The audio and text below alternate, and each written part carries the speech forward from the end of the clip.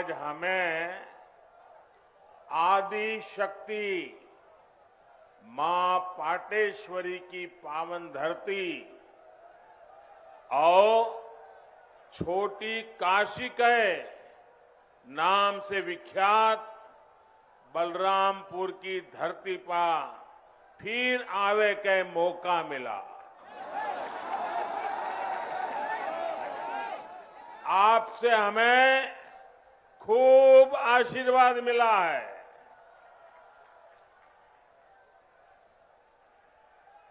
UP की राज्यपाल श्रीमती आनंदीबेन,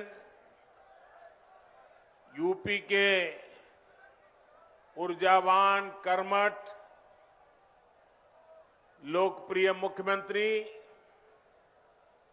योगी आदित्यनाथ जी, उप मुख्यमंत्री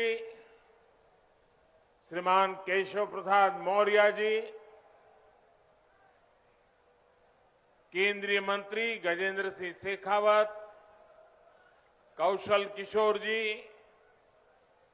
राज्य सरकार में मंत्री महेंद्र सिंह, रमापति शास्त्री, मुकुट बिहारी वर्मा, ब्रजेश पाठक, आशुतोष टंडन, बलदेव औलाद जी, श्री पलटूराम जी, मंच पर उपस्थित सभी संसद के मेरे साथीगण, सभी आदरणीय विधायकगण, जिला पंचायतों के सदस्य और मेरे प्यारे भाइयों और बहनों,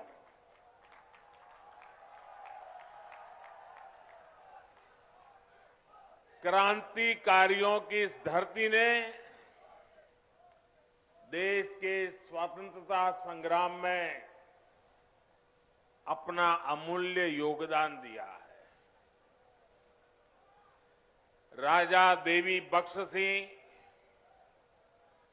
राजा कृष्ण दत्तराम और पृथ्वीपाल सिंह जैसे पराक्रमियों ने अंग्रेजी शासन से लोहा लेने में कोई कसर बाकी नहीं छोड़ी थी।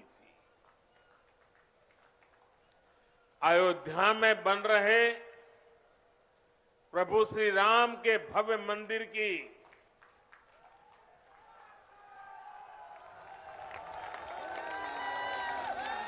जब जब बात होगी, बलरामपुर रियासत के महाराजा पाटेश्वरी प्रसाद सिंह के योगदान का उल्लेख जरूर होगा। बलरामपुर के लोग तो इतने पारखी है कि उन्होंने नानाजी देशमुख और अटल बिहारी वाजपेयी के रूप में दो भारत रत्नों को गढ़ा है, उन्हें संवारा है। साथियों, राष्ट्र निर्माताओं और राष्ट्र रक्षकों की इस धरती से मैं आज देश के उन सभी वीर योद्धाओं को भी श्रद्धांजलि दे रहा हूं जिनका 8 दिसंबर को हेलीकॉप्टर हादसे में निधन हो गया। भारत के पहले chief of defence staff general Bipin Rawat ji का जाना हर भारत प्रेमी के लिए, हर राष्ट्र भक्त के लिए बहुत बड़ी क्षति है। जनरल बिपिन रावत जी जितने जांबाज थे, देश की सेनाओं को आत्मनिर्भर बनाने के लिए जितनी मेहनत करते थे, पूरा देश उसका साक्षी रहा है। एक सैनिक सिर्फ उसी समय तक सैनिक नहीं रहता जितने दिन वो सेना में रहता है। उसका पूरा जीवन एक योद्धा की तरह होता है अनुशासन देश की आन बान शान के लिए वो हर पल समर्पित होता है। गीता में कहा गया है, नैनम छिदन्ति शस्त्राणि नैनम दहति पावकः, ना शस्त्र उसे छिन्न भिन्न कर सकते हैं, ना अग्नि उसे जला सकती है। जनरल बिपिन रावत आने वाले दिनों में अपने भारत को नए संकल्पों के साथ वे जहां होंगे वहां से भारत को आगे बढ़ते हुए देखेंगे।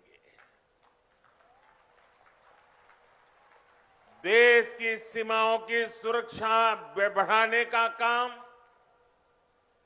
बॉर्डर इंफ्रास्ट्रक्चर को मजबूत करने का काम, देश की सेनाओं को आत्मनिर्भर बनाने का अभियान, तीनों सेनाओं में तालमेल सुदृढ़ करने का अभियान, ऐसे अनेक काम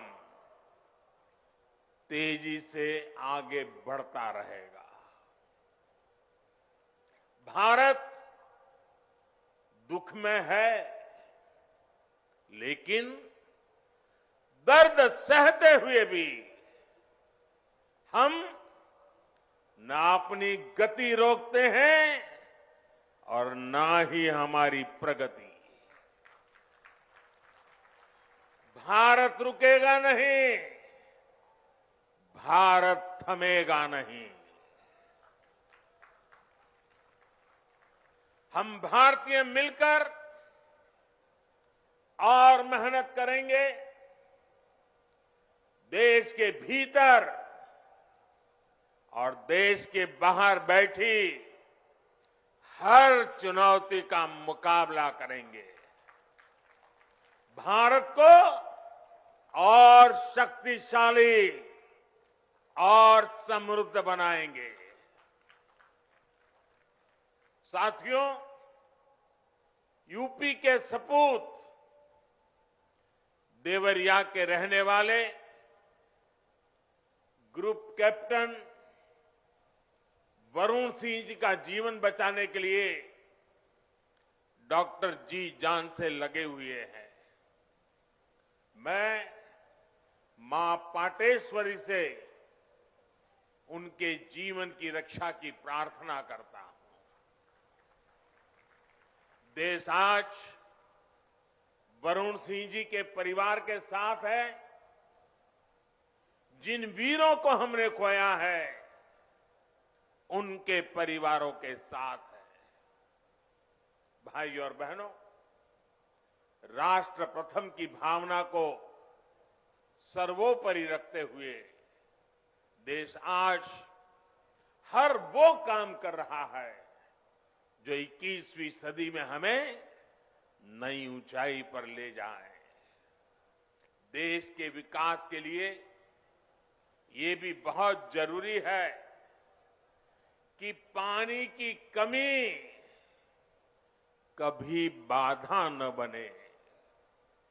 इसलिए देश की नदियों के जल के सदुपयोग हो, किसानों के खेत तक पर्याप्त पानी पहुंचे, ये सरकार की सर्वोच्च प्राथमिकताओं में से एक है। सरयू नहर राष्ट्रीय परियोजना का पूरा होना इस बात का सबूत है कि जब सोच ईमानदार होती है तो काम भी दमदार होता है।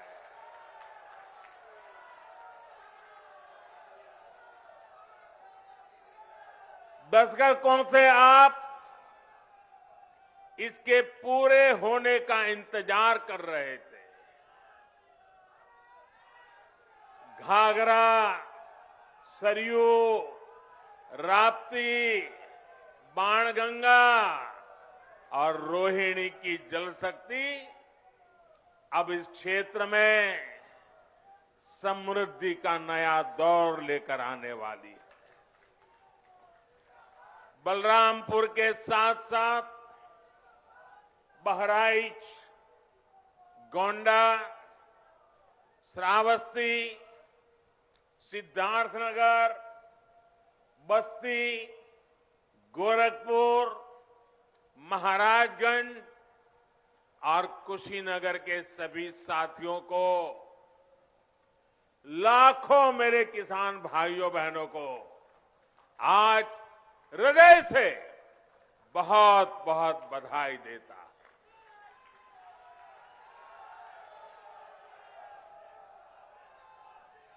बारिश के मौसम में इस क्षेत्र में जो परेशानियां आती हैं उनका हल निकालने में इससे मदद मिलेगी।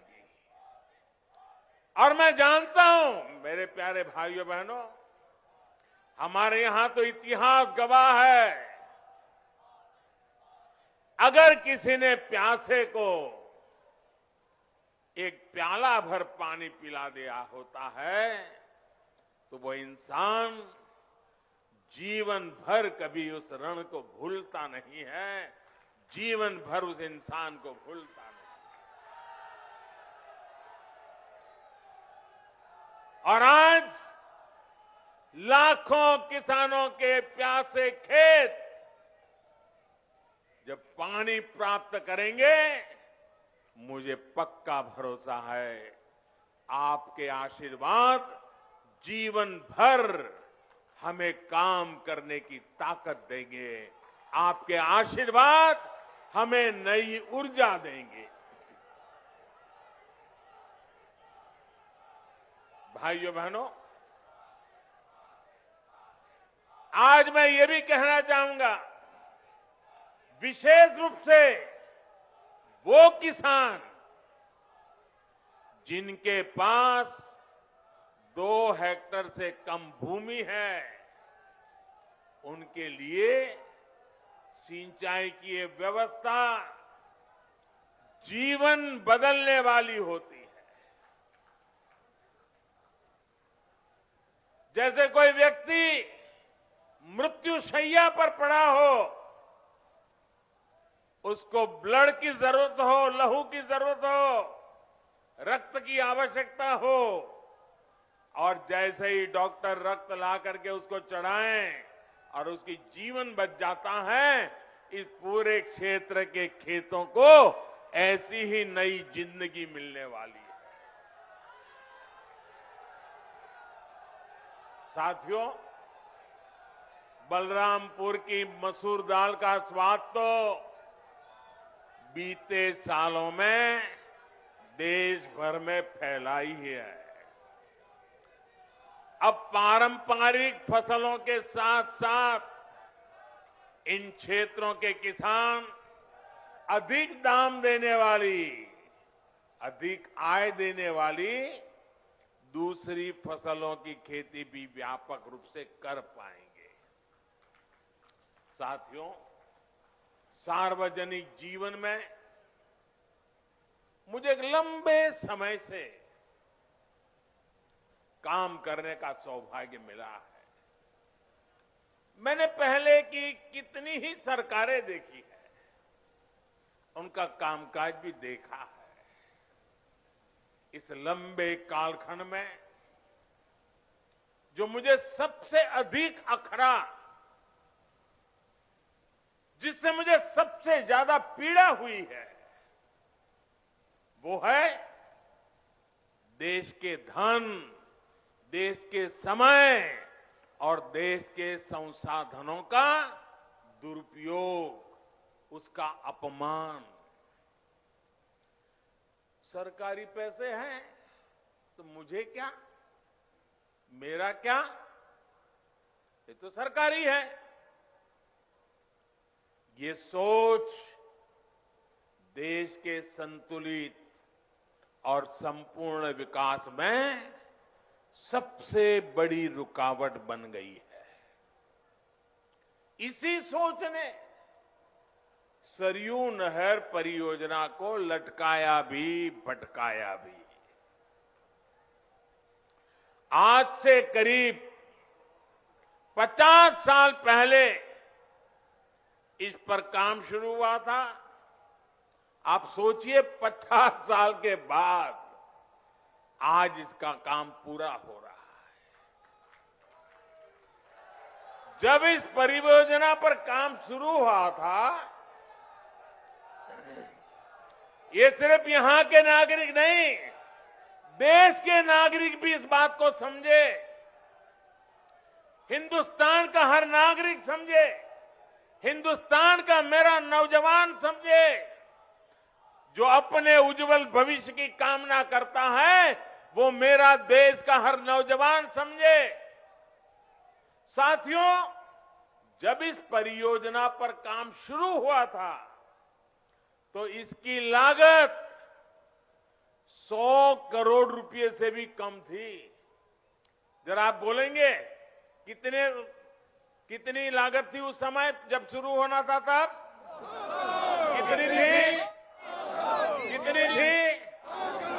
100 करोड़। और आज कहां पहुंचा मालूम है? आज ये लगभग 10,000 करोड़ रुपए खर्च करने के बाद पूरी हुई है। 10,000 करोड़। कितना? कितना? पहले होना था 100 करोड़ में, आज हुआ 10,000 करोड़ में। ये पैसा किसका था भाइयों? ये पैसा किसका था? ये धन किसका था? आपका था कि नहीं था? इसके मालिक आप थे कि नहीं थे? आपके मेहनत का एक एक रुपया सही समय पर सही काम के लिए उपयोग होना चाहिए था कि नहीं होना चाहिए था? जिन्होंने नहीं किया वे आपके गुनहगार है कि नहीं है? आपके गुनहगार है कि नहीं है? ऐसे लोगों को आप सजा देंगे कि नहीं देंगे? पक्का देंगे? मेरे प्यारे भाइयों बहनों, पहले की सरकारों की लापरवाही की 100 गुना ज्यादा कीमत इस देश को चुकानी पड़ी है। हमारे इस क्षेत्र के लाखों किसानों को भी अगर सिंचाई का यही पानी अगर 20 साल 30 साल पहले मिला होता, आप कल्पना कर सकते थे? अगर मेरे किसान के पास पानी होता, पिछले 25-30 साल में पानी उसके पास पहुंचा होता, तो वो सोना पैदा करता कि नहीं करता?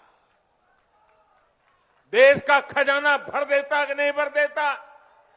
अपने बच्चों की शिक्षा दीक्षा अच्छी कर पाता कि नहीं कर पाता?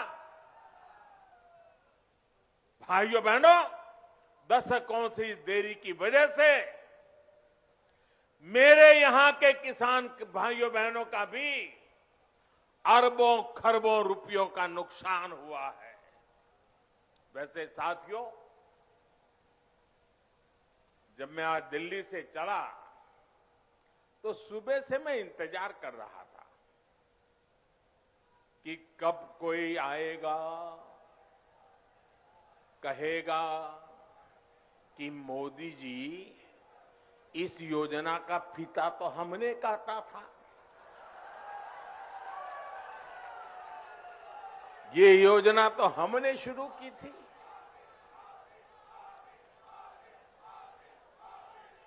कुछ लोग हैं जिनकी आदत है ऐसा कहने की। हो सकता है बचपन में इस योजना का फीता भी उन्होंने ही काटा हो। साथियों, कुछ लोगों की प्राथमिकता फीता काटना है, हम लोगों की प्राथमिकता योजनाओं को समय पर पूरा करना है।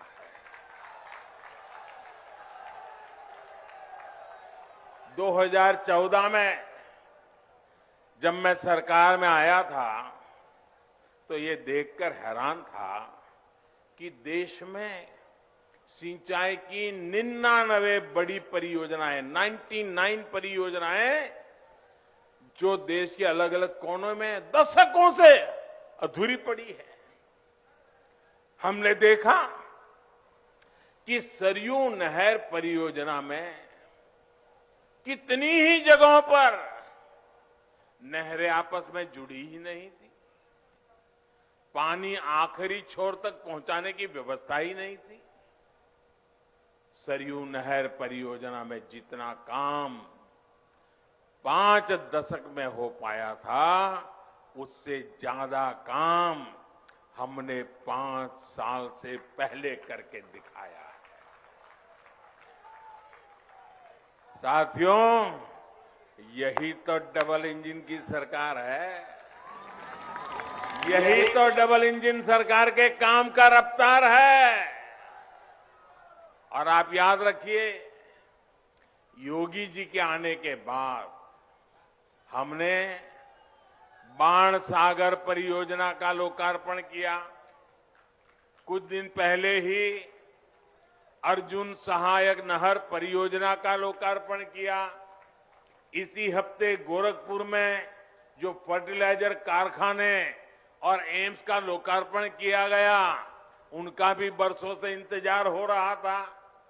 कुशीनगर इंटरनेशनल एयरपोर्ट की भी फाइलें बरसों से चल रही थी, लेकिन इस एयरपोर्ट को भी शुरू करवाने का काम डबल इंजन की सरकार ने ही किया है। साथियों, हमारी सरकार किस तरह बरसों पुराने सपनों को साकार कर रही है, इसका एक और उदाहरण केन बेतवा लिंक परियोजना भी है। सालों से इस परियोजना की मांग हो रही थी। अभी 2-3 दिन पहले ही कैबिनेट ने इस परियोजना को स्वीकृति दे दी है और इस पर 45,000 करोड़ रुपए खर्च किए जाएंगे। ये उत्तर प्रदेश को इतनी बड़ी सौगात मिल रही है, 45,000 करोड़ रुपए खर्च किए जाएंगे। ये परियोजना बुंदेलखंड को जल संकट से मुक्ति दिलाने में बड़ी भूमिका निभाएगी। भाइयों और बहनों, आज देश में आजादी के बाद पहली ऐसी सरकार है जो छोटे किसानों की सूद ले रही है। पहली बार 2 हेक्टेयर से कम भूमि वाले छोटे किसानों को सरकारी लाभ से, सरकारी सुविधा से जोड़ा गया है। बीज से लेकर बाजार तक, खेत से लेकर खलिहान तक उनकी हर तरह से मदद की जा रही है। इन छोटे किसानों के बैंक खातों में पीएम किसान सम्मान निधि के हजारों करोड़ रुपए सीधे भेजे जा रहे हैं। उनकी आय बढ़ाने के लिए उन्हें खेती से जुड़े अन्य विकल्पों की तरफ भी प्रेरित किया जा रहा है। ऐसे विकल्प जिसमें बहुत बड़ी जमीन की उतनी जरूरत नहीं पड़ती, उन्हें इसका मार्ग दिखाया जा रहा है। इसी सोच के साथ पशुपालन हो, मधुमक्खी पालन हो या फिर मछली पालन, इनके लिए राष्ट्रीय स्तर नई योजनाएं शुरू की गई है।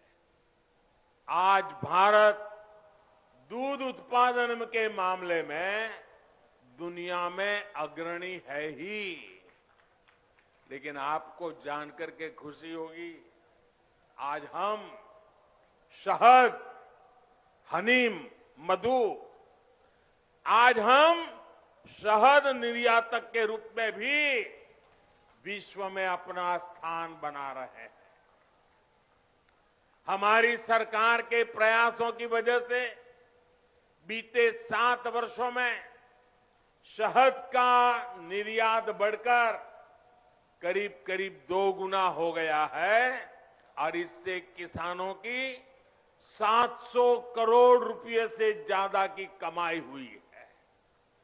भाइयों और बहनों, किसान की आय बढ़ाने का एक और विकल्प बायोफ्यूल भी है। हम खाड़ी का तेल से चलाते थे, अब हम झाड़ी का तेल भी लेकर के आ रहे हैं। बायोफ्यूल की अनेक फैक्ट्रियां यूपी में बनाई जा रही हैं। बदायूं और गोरखपुर में बायोफ्यूल के बड़े कॉम्प्लेक्स बनाए जा रहे हैं। यहां पास में गोंडा में भी इथेनॉल का एक बड़ा प्लांट बन रहा है। इसका लाभ इस क्षेत्र के बहुत से किसानों को होगा।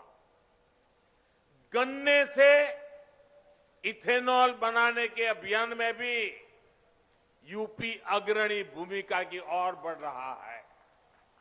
बीते 4.5 साल में लगभग 12,000 करोड़ रुपए का इथेनॉल यूपी से खरीदा गया है।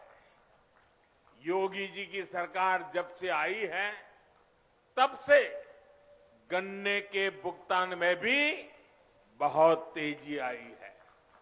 एक समय 2017 से पहले का भी था, जब गन्ना किसान सालों साल बकाया मिलने के लिए इंतजार करते थे। पिछली सरकारों के दौरान जहां 20 से अधिक चीनी मिलों में ताला लग गया, वहीं योगी जी की सरकार ने इतनी ही चीनी मिलों का विस्तार और आधुनिकीकरण किया है। मैं आज बलरामपुर से देश भर के किसानों को एक विशेष निमंत्रण भी देना चाहता हूं और मैं चाहूंगा सिर्फ उत्तर प्रदेश के नहीं, देश भर के किसान मेरे इस निमंत्रण का स्वीकार करें और मेरे साथ जुड़े। मेरा निमंत्रण किस बात का है? इसी महीने 5 दिन के बाद 16 तारीख को, 16 दिसंबर को सरकार प्राकृतिक खेती पर, नेचुरल फार्मिंग पर एक बहुत बड़ा आयोजन करने जा रही है। हमारे एक पद्म पुरस्कार विजेता सुभाष जी करके हैं महाराष्ट्र के, उन्होंने जीरो बजट खेती का एक विचार विकसित किया है। ये वो प्राकृतिक खेती वाला विषय है। इससे हमारी धरती मां भी बचती है, हमारा पानी भी बचता है और फसल भी अच्छी और पहले से ज्यादा होती है। मेरा आप सभी किसान साथियों को, देश भर के किसान साथियों को आग्रह है कि आप 16 दिसंबर को टीवी के माध्यम से या कृषि विज्ञान केंद्र के माध्यम से जरूर इस कार्यक्रम में जुड़िए। आप हमारी बात को समझेंगे, मुझे पक्का विश्वास है आप उसको अपने खेत में लागू करेंगे। यह आपको बहुत लाभकारी होने वाला है। साथियों, आपकी हर जरूरत को ध्यान में रखते हुए आपका जीवन आसान बनाने के लिए हम दिन रात मेहनत कर रहे हैं। इसकी छाप आपको प्रधानमंत्री आवास योजना के तहत बन रहे गरीब के पक्के घर में भी दिखेगी।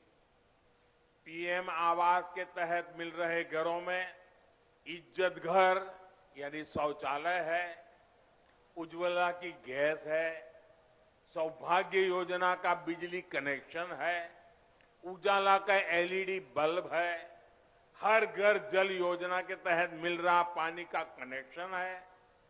और मुझे तो खुशी तब होती है क्योंकि मैं इस क्षेत्र में कभी दौरा कर चुका हूं, मुझे मालूम है जब यहां मेरे थारू जनजाति के भाई बहनों को भी इन योजनाओं का लाभ मिल रहा है तो भी हमें खुशी भी ज्यादा होती है और हमें आशीर्वाद भी ज्यादा मिलता है। साथियों, हमारे यहां सदियों से एक तौर तरीका चला आ रहा है कि घर होगा, मेरी माताएं बहनें मेरी बात जरूर समझें और मेरे पुरुष भाई भी अपने घर में बताएं। हमारे यहां एक मान्यता चली, परंपरा चली, व्यवस्था चली। वो क्या?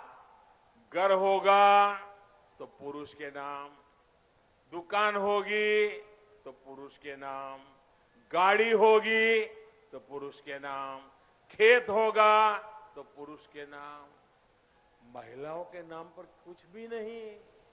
कुछ होता है क्या महिलाओं के नाम पर? नहीं होता है ना। मैं आपकी पीड़ाएं जानता हूं बराबर माताएं बहनें, और इसलिए हमने क्या किया,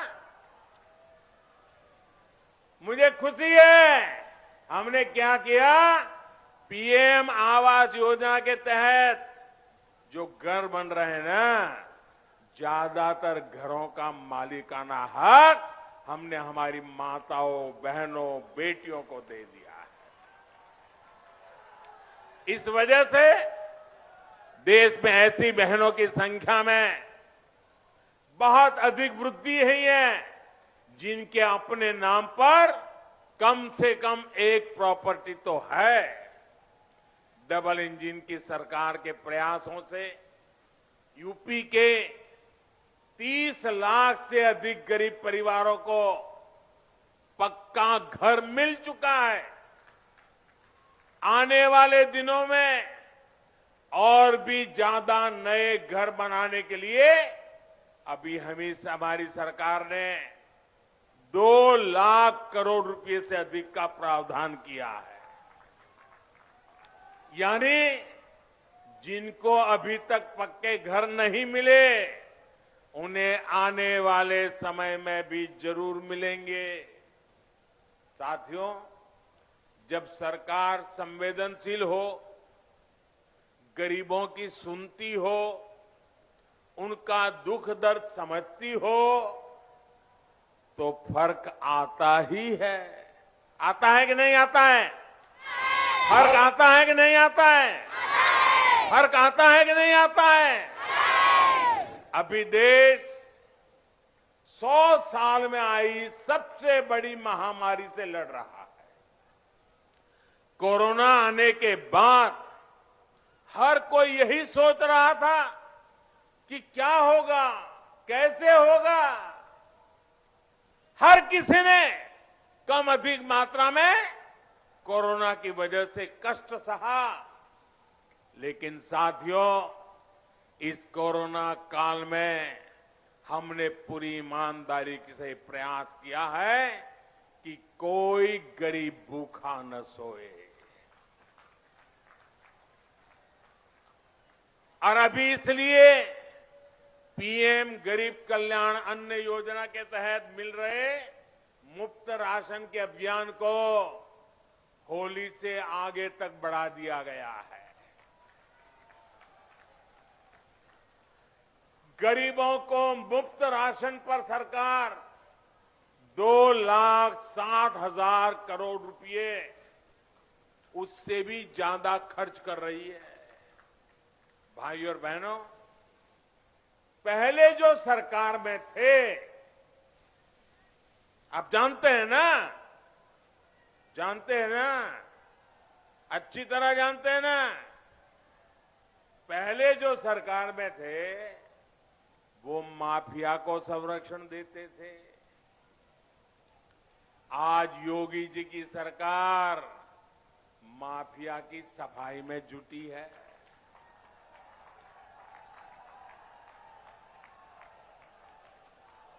तभी तो यूपी के लोग कहते हैं फर्क साफ है। पहले जो सरकार में थे वो बाहुबलियों को बढ़ाते थे। आज योगी जी की सरकार गरीब, दलित, पिछड़े और आदिवासी सभी को सशक्त करने में जुटी है। तभी तो यूपी के लोग कहते हैं फर्क साफ है। पहले जो सरकार में थे वो यहां जमीनों पर अवैध कब्जे करवाते थे। आज ऐसे माफियाओं पर जुर्माना लग रहा है, बुलडोजर चल रहा है। तभी तो यूपी के लोग कहते हैं फर्क साफ है। पहले यूपी की बेटियां घर से निकलने से 100 बार सोचने के लिए मजबूर थी। आज अपराधी गलत काम से पहले 100 बार सोचता है। तभी तो यूपी के लोग कहते हैं फर्क साफ है। पहले बेटियां घर में दुबक कर रहने को मजबूर थी। अब यूपी के अपराधी जेल में दुबकते हैं। तभी तो कहते हैं फर्क साफ है। साथियों, आज मैं एक और योजना के बारे में जरूर बताना चाहता हूं जो यूपी के लोगों की बहुत मदद करने वाली है। और ये योजना है स्वामित्व योजना।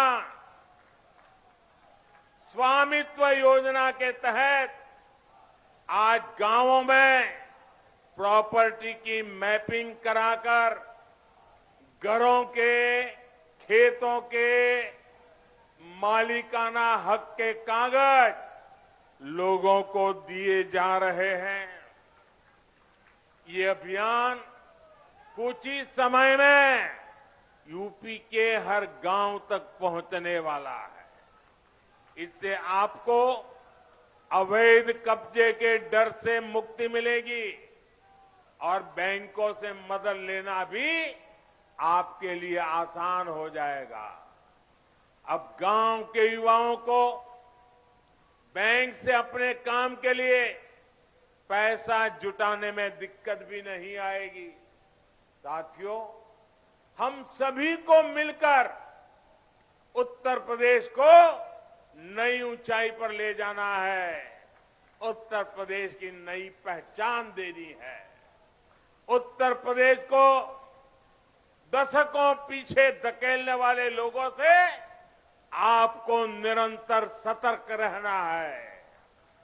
भाइयों बहनों, एक बार फिर से आप सभी को सरयू नहर परियोजना के लिए बहुत बहुत बधाई देता हूं। मेरे साथ दोनों हाथ ऊपर करके पूरी ताकत से बोलिए, भारत माता की।